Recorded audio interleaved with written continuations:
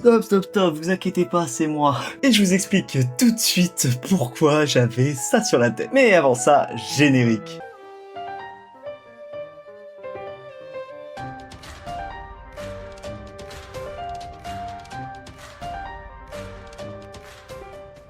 Bonjour à tous et à toutes, j'espère que vous allez bien. Aujourd'hui, on se retrouve pour une vidéo assez particulière. Avec mon association Vortex, on a une espèce de petite collaboration avec le CGR. Et pour l'occasion, on a l'avant-première de Dan. On doit donc faire une animation là où sera diffusé les 3 premiers épisodes de la saison 2 de Dan. Et pour l'occasion, moi qui est cosplayer de l'association, on m'a demandé de faire un costume sur l'univers de Dan pour, du coup, cette avant-première. Sauf que le problème, c'est qu'on m'a prévenu une semaine en avance et j'ai donc dû faire ce costume. Oui, il y a Mamie Turbo derrière, a fait un peu peur pour ceux qui l'avaient pas vu, mais j'ai du coup dû faire le costume de Mamie Turbo le plus rapidement possible, c'est-à-dire en une semaine, sachant que j'avais déjà préparé un petit peu à l'avance quelques préparatifs puisque j'avais prévu de la faire. Parce que qu'on se le dise, Mamie Turbo, elle est incroyable. Bref, j'ai trop parlé et je vous laisse avec le tutoriel. Alors, comme je vous ai dit précédemment, j'ai dû faire cette vidéo en une semaine. Donc, qu'est-ce que j'ai fait? J'ai réuni du matériel. Donc tout le matériel que j'ai ramené sur la table me permettra du coup de faire ce costume en temps et en heure, c'est-à-dire en une semaine. Et maintenant que c'est chose faite, je vais pouvoir vous présenter les objets un par un. Bien évidemment, pour la présentation de chaque chose, même si je vous le montre à l'écran, je vous mettrai une petite photo à côté pour pas que vous soyez perdus.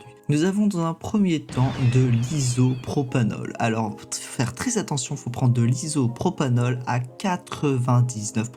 Comme vous voyez, moi c'est 99,9%. Ensuite, il vous faudra également du latex professionnel, donc du latex liquide.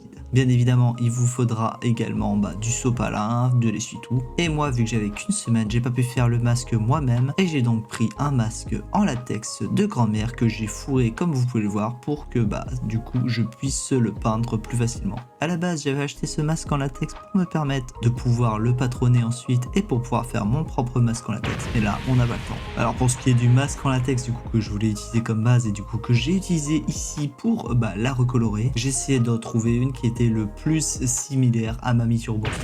Qu'est-ce que j'ai acheté d'autre? J'ai acheté des petits pots en plastique transparent qui permettent de faire du coup des petites boules. En général, on les utilise pour mettre des petits jouets dedans pour les enfants. Et bien sûr, dans un dernier temps, j'ai pris de l'acrylique, donc de la peinture acrylique. Et pour ce qui est de la couleur de l'acrylique, c'est la numéro 278, c'est-à-dire de la Burnt Sienna, parce que je trouvais que c'était ce qui ressemblait le plus à la couleur de peau de Mamie Turbo. Alors, dans un premier temps, on va utiliser du coup l'isopropanol à 99%. Pourquoi je vous ai dit que c'était ultra important d'avoir un 99%? C'est parce que tout simplement, on a un masque ici qui est déjà coloré.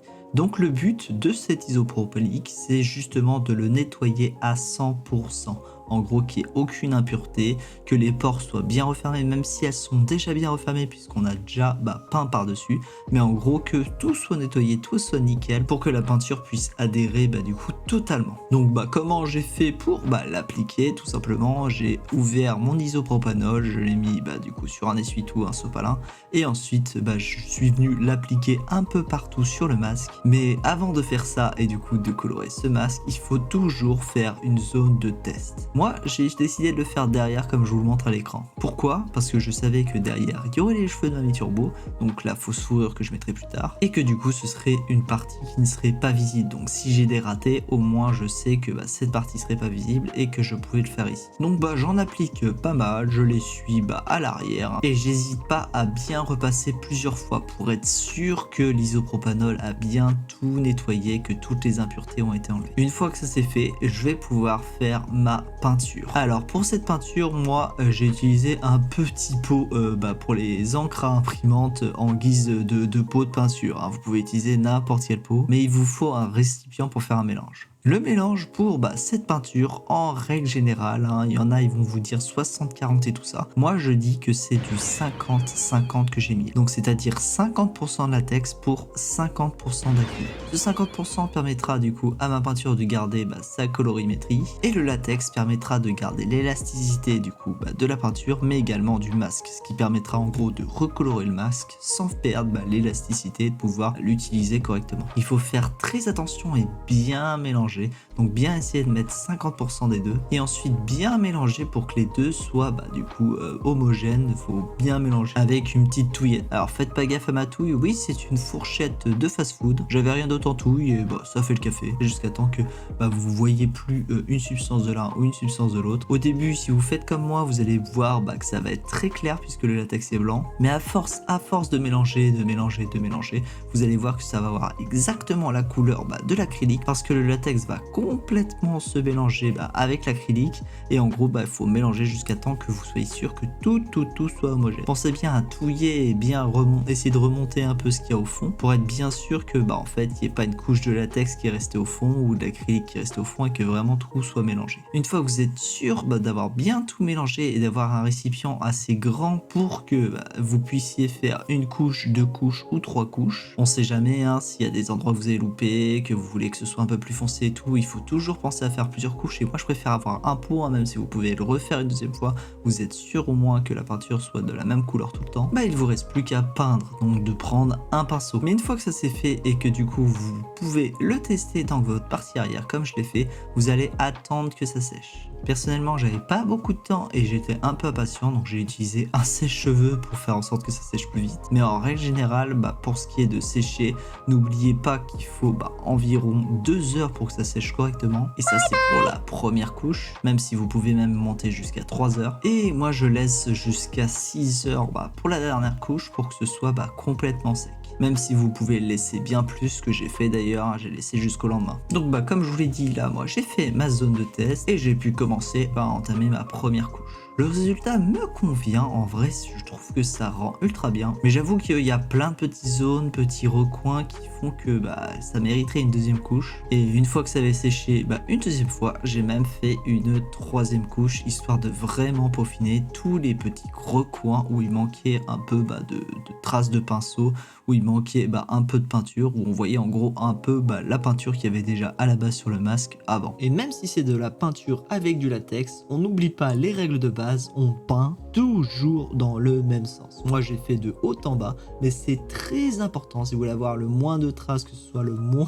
dégueulasse possible, qu'on voit moins la peinture que vous mettez par-dessus, on peint toujours dans le même sens. Alors une fois que ça s'est fait et bien longtemps après, on passe à la deuxième étape qui est d'enlever les cheveux qu'il y a déjà sur du coup ce masque. Alors cette deuxième étape, moi je peux même vous conseiller de la faire en première étape parce que ça vous permet de colorer complètement le masque. Pourquoi personnellement j'ai décidé d'abord de colorer et ensuite d'enlever ses cheveux, parce que j'avais peur que avec ma peinture ça n'adhère pas de la même manière avec la colle, avec la fausse fourrure que je voulais mettre. Mais après si pour les cheveux vous voulez utiliser une wig et tout ça, c'est à vous de voir ce que vous voulez faire en premier. Toujours est-il que si vous n'êtes pas sûr d'aller jusqu'au bout avec vos cheveux et tout, vaut mieux colorer tout, comme ça au moins vous êtes sûr que vous aurez la même couleur sur tout le masque. Donc pour enlever ses cheveux, qu'est-ce qu'on utilise? On utilise un découseur, ça va plus rapidement. Et c'était long parce qu'il faut pas tirer trop fort parce qu'on ne veut pas arracher le masque. Et il y en a beaucoup de cheveux, on dirait pas comme ça. Donc on les sépare tous, on fait en sorte de séparer ceux qui ont été touchés par la peinture de ceux qui n'ont pas été touchés. Parce que je me dis que je vais les remettre dans un sachet, on sait jamais si on en a besoin plus tard. Et ceux qui ont été touchés par la peinture, direction la poubelle. Comme vous pouvez voir à l'écran, il y en a vraiment beaucoup. Mais une fois que cette étape est fait, notre mamie turbo se retrouve complètement chauve. Le masque commence réellement à vraiment pas ressembler au début,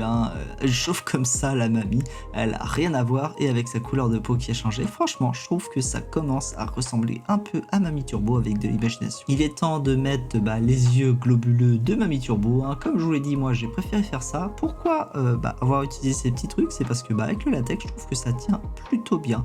On pousse un peu, hop, et voilà. Mamie Turbo a ses yeux globuleux, on les met à droite et à gauche et regardez, moi je trouve que ça ressemble de plus en plus à notre Mamie Turbo qui est génial. Alors comme vous pouvez voir à l'écran, ça c'est la fausse fourrure. J'avais utilisé la même pour un de mes autres costumes qui est du coup le Prince Mononoke, donc c'est la version masculine de Princesse Mononoke. C'était un de mes premiers cosplays faits main. J'avais fait d'autres cosplays faits main avant, mais c'était vraiment mon tout premier où j'avais tout fait à 100% main. Et je trouvais que la fourrure coûtait ultra cher. Et je me souvenais que quand j'étais petit, il y avait certaines personnes qui avaient des espèces de couvertures qui ressemblaient, je sais pas trop quoi, du tapis ou de la fausse fourrure. Et je trouvais que ça rendait ultra bien. Pour Mononoke, ça marchait des masses. Et moi, je trouve que les cheveux de Mamie Turbo, c'est pas des cheveux, c'est vraiment une fourrure qu'elle a sur la tête. Et même si j'en avais acheté du coup à l'époque pour Mononoke et qu'il m'en restait quand même pas mal, ce que j'ai pu utiliser sur mon manteau de Kuroro Lucifer dans Hunter x Hunter ou Hunter x Hunter, il m'en restait vraiment pas assez pour Mamie Turbo. J'en ai racheté pour pouvoir du coup l'utiliser pour faire ses cheveux. On passe donc à l'étape d'après. Qu'est-ce qu'on a besoin pour l'étape d'après? Des ciseaux de couture, une machine à coudre, du fil blanc de préférence. C'est d'ailleurs pas que de préférence, mais vraiment un blanc qui ressemble en fait au blanc que tu as dans la fourrure pour que ça devienne une couture un peu invisible. Et une fois que c'est fait, on va passer du coup à la couture pour les cheveux de notre Mamie Turbo. Alors cette étape là, si vous voulez gagner du temps, vous pouvez même la faire pendant que Mamie Turbo sèche. Mais personnellement, j'ai préféré faire l'un après l'autre parce que je savais pas encore si j'allais coudre la fourrure sur la tête de Mamie Turbo ou si j'allais faire autrement. Étant donné que cette couverture, ça fait un peu d'épaisseur puisque les cheveux de Mamie Turbo sont quand même assez longs. J'avais peur que ça arrache le masque si je le cousais directement dessus comme c'était avec les anciens cheveux qu'il y avait sur le masque en latex. Bon, finalement j'ai opté pour une autre option que je vous montrerai plus tard, mais il faut quand même coudre la forme des cheveux pour ensuite pouvoir les mettre sur le masque. Sachant que je vous rappelle, j'avais pas le droit à l'erreur puisque j'avais une semaine pour faire ce costume pour la saison 2 de l'avant-première de Dandadan au cinéma CGR. Donc c'est parti, on enfile du coup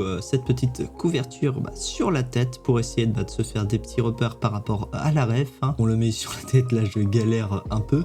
Et une fois donc comme vous voyez, je le replie un peu histoire que on voit pas le dessous de cette couverture. Et une fois que c'est fait, je le mets là, je mets des petits repères avec des pinces de couture tout simplement. Et une fois que c'est fait, je vais venir découper l'intérieur du coup de cette couverture pour pouvoir la retourner. Pourquoi c'est important de la retourner? Parce que c'est cousu à l'intérieur et qu'une fois qu'on va découper, ça peut s'effilocher, que les parties du dessus peuvent s'en aller. Donc pour éviter ça, on retourne la couverture pour ensuite venir coudre à l'intérieur et venir justement découper. Donc on retourne bien correctement, on essaye de faire en sorte de l'écarter le plus possible pour que quand on coud, il n'y ait pas d'écart en fait entre ce qu'il y a en dessous et ce qu'il y a au-dessus. Le but c'est que ce soit le plus collé possible et que du coup quand je couds, il n'y ait pas de pliure, il n'y ait pas d'écart parce que c'est très important ça. Donc pensez bien à bien étirer correctement votre couverture une fois retournée. Mais avant de bien l'écarter pour pouvoir coudre correctement, personnellement je vais le remettre sur la tête pour voir où sont les espèces de pinces que j'ai toujours mis à l'intérieur. Et ensuite on va pouvoir mettre du marquage avec un marqueur tout simplement à l'intérieur, ce qui me permet d'avoir des lignes directement pour coudre. C'est important de prendre des repères avec une règle, avec un objet d'une certaine taille pour à peu près avoir la même chose des deux côtés. L'objectif là c'est de coudre devant pour que j'ai deux choses qui pendouillent, que ça arrive sur ma tête et ensuite que j'ai la place de faire passer mes épaules et ensuite que j'ai la fourrure derrière. Alors je marque avec un marqueur, si vous avez peur vous pouvez le faire avec autre chose, mais moi je pense qu'il n'y a aucun souci parce que ce sera à l'intérieur donc ça ne se verra pas de l'extérieur. Et une fois que ça c'est fait, on coud une première fois au niveau des écritures qu'on a fait. Bon, comme vous pouvez le voir, je couds une deuxième fois un peu à l'écart autour. Pourquoi? Parce que une fois que je vais découper, en fait, je vais retourner ma pièce pour pouvoir la voir correctement et recoudre cette partie à l'intérieur où j'ai coupé pour pouvoir la retourner. Et j'aurai du coup ma partie de cheveux. Mais comme j'ai cousu aussi à l'extérieur, je vais pouvoir garder cette autre partie de fourrure, de laine, de couverture dont je vous ai parlé et ainsi pouvoir la réutiliser plus tard. L'avantage c'est que là elle va être déjà retournée sans coupure ni rien, ce qui va pouvoir me permettre de faire la prochaine fois des patronages, pouvoir me le mettre directement sur la tête et pouvoir dessiner directement à l'intérieur et coudre directement à l'intérieur. Et en plus de ça, je vais avoir vraiment peu de choses qui vont s'effilocher. Pour Mononoke j'en avais bien plus, même si comme vous pouvez le voir par terre là il y en a quand même pas mal. Alors je vous rappelle, n'oubliez pas, c'est très important, il faut bien écarter les deux parties pour que ce soit égal et qu'il n'y en a pas une qui dépasse, qu'il n'y ait pas de plis et ainsi de suite. C'est vraiment ultra important, sinon le rendu que vous aurez quand vous allez retourner, que vous allez faire en sorte de bien retourner correctement, ne sera pas comme vous l'attendez, il y aura du coup des sauts de couture. Bon, une fois que ça c'est fait, il est temps de le tester sur sa tête. Je trouve que ça rend plutôt pas mal, ça va bien sur ma tête. Il y a bien du coup les deux petites mèches qui tombent devant et du coup l'arrière qui va à peu près au milieu du dos. On est plutôt content du résultat, donc on passe à la suite, c'est-à-dire mettre ça sur la tête. Donc comme je vous ai dit, à la base je comptais coudre comme c'était fait pour les anciens cheveux sur le masque en latex, mais finalement je me suis rabattu sur de la colle. Alors j'ai utilisé de la colle qui s'appelle de la Gutermann. C'est pour moi une des meilleures colles à tissu qui existent pour la création de costumes, et du coup là je l'ai utilisé, ça marchait ultra bien. Donc j'ai collé en faisant un petit rebord à l'avant comme je vous ai dit pour pas voir l'intérieur, et j'ai essayé de coller à peu près un petit peu tout le dessus. Donc on a fait un petit passage large, et c'est d'ailleurs pour ça du coup que j'ai pas peint l'intérieur, puisque je voulais que la colle adhère mieux. Une fois que tout ça est fini de coller, je trouve que ça rend hyper bien. On garde un peu de colle pour une fois que c'est sec et voir si je peux pas recoller 2-3 endroits, mais vaut mieux en mettre un peu moins dans un premier temps et pouvoir recoller par la suite. Du coup ça tient hyper bien, et c'est là qu'on a notre masque correctement. Il nous manque plus qu'une étape, c'est les petites LED. Donc j'ai acheté des espèces de rondelettes comme vous pouvez voir à l'écran, qu'on peut alimenter grâce à une pile ronde. Et du coup ce qui est bien avec ces rondelettes, c'est que même quand ils sont allumés, je peux voir à travers puisqu'il y a des petits trous entre les LED, et qu'en plus de ça, si je le souhaite, je puisse le découper à la forme que je le souhaite. Là en l'occurrence je l'ai laissé bien rond, et comme j'avais pas trop de temps, j'ai pas encore prévu de système pour accrocher à l'intérieur, donc j'ai juste mis du gros scotch pour pouvoir accrocher ça à l'intérieur du masque. Bon, pour le moment on a fini l'étape la plus importante qui est le masque. Pour ce qui est du reste, comme vous pouvez voir à l'écran, j'ai acheté deux choses. J'ai acheté un t-shirt qui ressemblait le plus à ce que porte Mamie Turbo, et pour ce qui est de la veste, j'ai pas trouvé en gros de kimono, donc j'ai trouvé dans une friperie une espèce de petite veste qui m'a coûté 5 € de grand-mère, et je me suis dit que pour l'avant-première ça ferait l'affaire. Que pour mes futures choses que je pourrais faire avec Mamie Turbo, j'achèterai quelque chose de mieux, c'est-à-dire un kimono rouge qui ressemble le plus à celui de Mamie Turbo. Pour ce qui est de son short à Mamie Turbo, j'ai tout simplement utilisé le bas que j'ai pour Princesse Mononoke. Alors oui, le bas de Mamie Turbo n'est pas détérioré, n'a pas de weathering, n'est pas déchiré, ainsi de suite. Mais je me suis dit que vu où traîne Mamie Turbo, ça marcherait totalement. Alors comment j'ai fait ce bas de Mononoke? J'ai tout simplement fait un patron à la main pour essayer de faire un espèce de short goofy avec des pliures. J'ai refait une bande par-dessus où j'ai pu passer une ficelle, ce qui me permettait de resserrer correctement. Puis pour ce qui est du weathering, j'ai tout simplement fait des découpes un peu à droite à gauche, mis un petit coup de peinture noire à droite à gauche et cramé certains endroits du coup avec un briquet. Bon, pour ce qui est des chaussures, j'ai utilisé mes claquettes de judoka. On a donc notre résultat final pour le CGR. Je crois qu'il a plu au public, moi je me suis éclaté à le porter, et franchement c'était trop bien cette avant-première. Merci à tous ceux qui étaient là, merci au CGR de Pixerol et à l'association Vortex dont je fais partie d'avoir proposé ce cinéma et cette avant-première de la saison 2 de Dead Man qui était vraiment incroyable. Franchement, vous êtes pas prêts. Et oui, on voit pour mes bras et mes jambes que pour le moment je suis bien pas Mamie Turbo mais bien un humain. Mais là j'avais pas trop de temps, mais on verra pour la suite si je ferai pas des gants collants avec des petits doigts de démon, et du coup j'utiliserai pas des collants pour les pieds pour faire du coup les pieds de démon, qui permettra de finir correctement mon costume de Mamie Turbo. Et voilà mesdames et messieurs, c'est tout pour cette vidéo. J'espère que ce tutoriel vous aura plu. Il y aura bien sûr des vidéos courtes qui seront faites sur mes réseaux sociaux, que ce soit sur YouTube, sur TikTok et sur Instagram. J'ai juste plein d'autres choses à poster avant, donc on verra si ça sortira sûrement, je dirais même sûrement, au même moment que la sortie de la saison 2, c'est-à-dire de mi-juillet jusqu'à fin août. En tout cas, je te le rappelle, n'hésite pas à me dire dans les commentaires si ce concept t'a plu, si t'aimerais le revoir sur d'autres costumes et dans d'autres vidéos, que ce soit pour des cosplays placards ou autres. Et oublie pas de liker et de t'abonner, car ça fait du bien énormément à mon référencement et ça m'aide énormément. Voilà, j'ai trop blablaté, et sur ce, mesdames et messieurs, je vous souhaite une bonne soirée ou une bonne journée en fonction de quand vous regardez cette vidéo. Et on se retrouve une prochaine fois pour une prochaine vidéo. Tchuss les gens!